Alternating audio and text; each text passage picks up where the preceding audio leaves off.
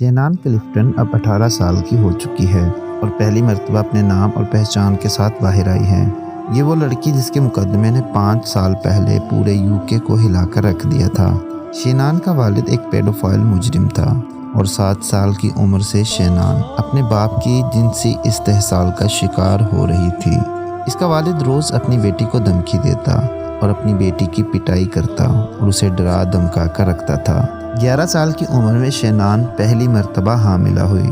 Doctor کے پاس جانے کا مطلب تھا کہ اس کے والد کے کالے کارناموں کا پردہ فاش ہو جاتا، اس لیے اپنی بیٹی کو ڈاکٹر کے پاس لے جانے کی بجائے باپ نے دوسرا ظالمانہ راستہ چنا۔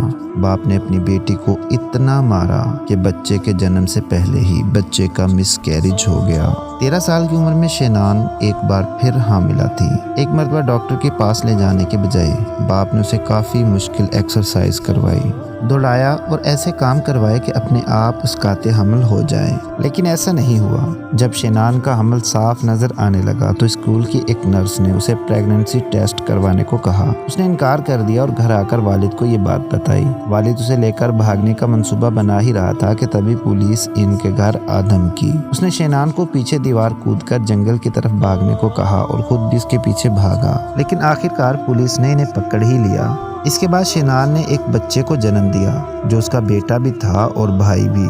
باپ پر مقدمہ چلا اور اسے 20 سال کی جیل ہوئی۔ اس بچی کو ذرا بھی اندازہ نہیں تھا کہ اس کے والد نے اس کے ساتھ کس درندگی کو انجام دیا، اس لیے وہ کورٹ میں اپنے ہی گناہ گار کو چیخ چیخ کر کہہ رہی تھی، "I love you پاپا"۔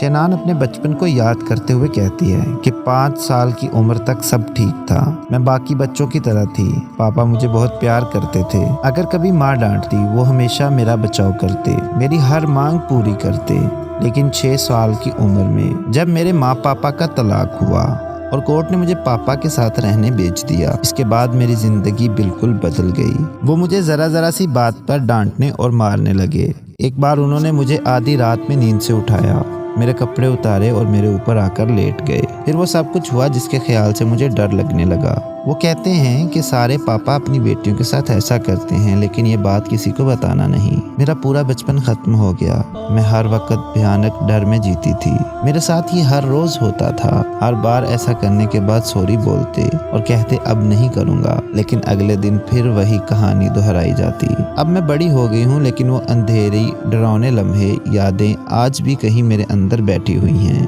مجھے یاد کر کے ڈر لگتا ہے، پاپا نے میرا بچپن برباد کر ڈالا، لیکن پھر بھی مجھے کئی بار ان کی یاد آتی ہے، کیونکہ میرے پورے بچپن میرے پاس ان کے سوا اور کوئی نہیں تھا۔ پیارے دوستو، کفر کے ماننے والے ایسا ہی کرتے ہیں۔